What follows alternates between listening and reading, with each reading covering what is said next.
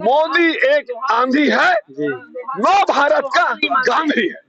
जो बिहार के लोग वोट देते हैं बिहार में, लेकिन रोजगार के लिए दिल्ली, मुंबई, गुजरात जैसे शहरों में भटकते हैं, ठोकरे खाते हैं, गालियां तक सुनते हैं, यहाँ तक उनकी जान भी चली जाती है। उसके लिए सरकार आगे आज के बाद से क्या करेगी? मेरा ये कहना है कि अगर हमारी सरकार आती है अगर 2025 में, तो हम ऐसा करेंगे।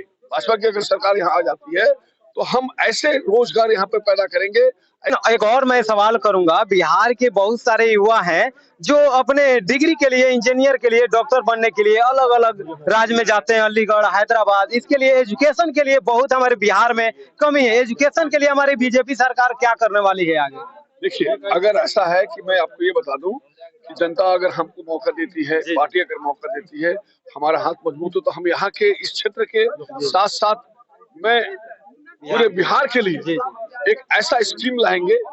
नमस्कार, स्वागत है आप सभी को हमारे चैनल पे। आप देख रहे हैं फुल मीडिया न्यूज। इस वक्त मैं मौजूद हूँ बिहार के पश्चिमी चंपारण लौरिया प्रखंड में, जहाँ पे आप देख सकते हैं यहाँ पे आगमन था बीजेपी के गृह मंत्री अमित शाह जी के। यहाँ पे देख सकते हैं हजारों की संख्या भीड़ था। अभी तक अमित शाह जी की पूरी भाषण खत्म हो चुकी है, लेकिन हमारे साथ बहुत सारे लोग जो है बीजेपी के जो अध्यक्ष हैं जो हमारे साथ जुड़े हैं। आज हम कुछ बिहार के लिए आवाज उठाएंगे, बिहार के भविष्य के लिए बात करेंगे। सबसे पहले स्वागत है हमारे चैनल में। बहुत बहुत धन्यवाद आपका। बहुत बहुत धन्यवाद। मैं एपी पाठक, आज से मैंने बीजेपी का ज्वाइन किया। मैं भारत सरकार में पूर्व एडीजी रहा और बहुत से मंत्रालय में मैं काम किया। और हमारा एक जो ट्रस्ट जो है पिछले 1.5 दशक से काम कर रहा है पूरे इस चंपारण क्षेत्र में, जो कि गरीबों के लिए काम करते हैं, जहाँ पे हेल्थ कैंप्स, आई कैंप्स, बच्चियों की शादी, जो गरीब बच्चों की शादी कराते हैं हम लोग। मोदी जी का जो सोच है, सबका साथ, सबका विश्वास और सबका विकास और सबका प्रयास, और प्लस बेटी बचाओ बेटी पढ़ाओ का जो उनका सोच है, और महिलाओं के लिए और जो भी युवाओं के लिए जो उन्होंने काम किया है, उसके लिए मैं प्रभावित होकर के ये पार्टी को ज्वाइन किया हूँ। हमने शुरू से बहुत काम किए हैं। हमने नेशनल हाईवे बनवाए, हमने आरओबीज बनवाए, हमने एसएसबी के कैंप्स लगाए, हमने जो एसएसबी के वहां पर अलग अलग कैंप्स के लगाने के, प्लस उसके अलावा और भी जितना काम हमने गरीबों को हमने काफी हमने मदद की है। और नौजवानों को हमने कम से कम 2 से 4 हजार नौजवानों की हमको नौकरी दी है। अब शराबबंदी होते हुए भी लोग यहाँ पे मरते हैं शराब पी करके।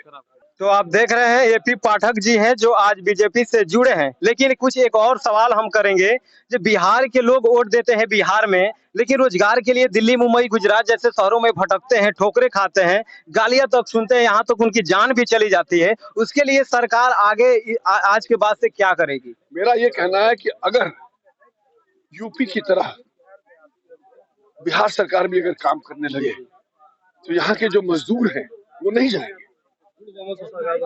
और यहाँ पे जो है, अगर हमारी सरकार आती है अगर 2025 में, तो हम ऐसा करेंगे।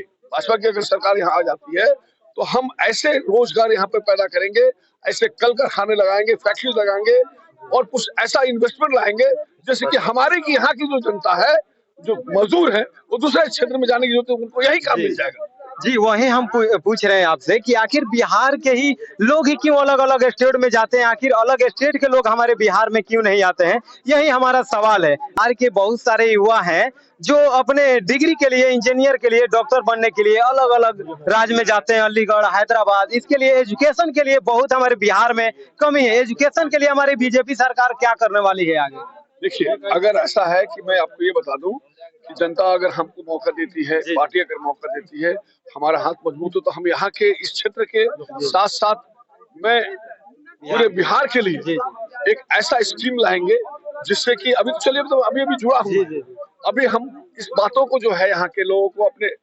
पहुँचाएंगे, आला कमान तक पहुँचाएंगे, जो ऐसे रिस्पॉन्सिबल लोग होंगे उन तक पहुँचाएंगे, ताकि यहाँ पे एक ऐसा स्कीम आए जिसे टूरिज्म का, इंफ्रास्ट्रक्चर का, प्लस रेल का, इस तरह की चीजें जो है, स्कूल कॉलेज जो अच्छी जो है, हॉस्पिटल्स का, इस तरह के स्कीम्स हम बनाएंगे जैसे कि हमारे जो चंपारण की जनता जो है, कम से कम उन लोगों को बाहर जाके काम न करना पड़े, और यहीं पे उन लोग को सारी रोजगार मिले, और यहीं पे वो लोग सुखी से अपने परिवार के साथ काम करके तो आप देख रहे थे कि इनका जो विचार है बहुत हमारे चंपारण की नहीं पूरे बिहार के लिए बहुत उच्च विचार है। मजदूरों के लिए, किसानों के लिए ये सब चीजों को मुद्दा ये उठाए ताकि ये हमारे चंपारण भी अलग स्टेट की तरह हो और चंपारण में भी विकास हो, यही कहना चाह रहे हैं। हाँ, मुझे अभी अपने हाथ जुड़े हैं, मौका दीजिए। सर, आरोप लगता है कि जैसे ही सरकार जब खड़ा होता है, जब इलेक्शन पड़ता है तो लोगों को गुमराह करके और अपना जब वोट मांग लेता है और वोट हासिल करने के बाद अपना सीट पाने के बाद जनता वहीं के वहीं रह जाता है और जो सरकार है, जो नेता लोग हैं, अपना काम करने लगते हैं। ये आरोप अक्सर लगता है। मैं आपको बता दूं कि मेरा बाबूधाम ट्रस्ट जो है, हम 12 महीने और 15 सालों से हम इस काम कर रहे हैं। लोगों का कहना है कि इलेक्शन जब होता है तो आप लोग दूसरे पार्टी जो आ जाते हैं, लेकिन मेरा जो स्वभाव है, हमेशा क्षेत्र में रहने का स्वभाव है। गरीबों के बीच में जब इलेक्शन हो या ना हो, हम मदद करते रहेंगे।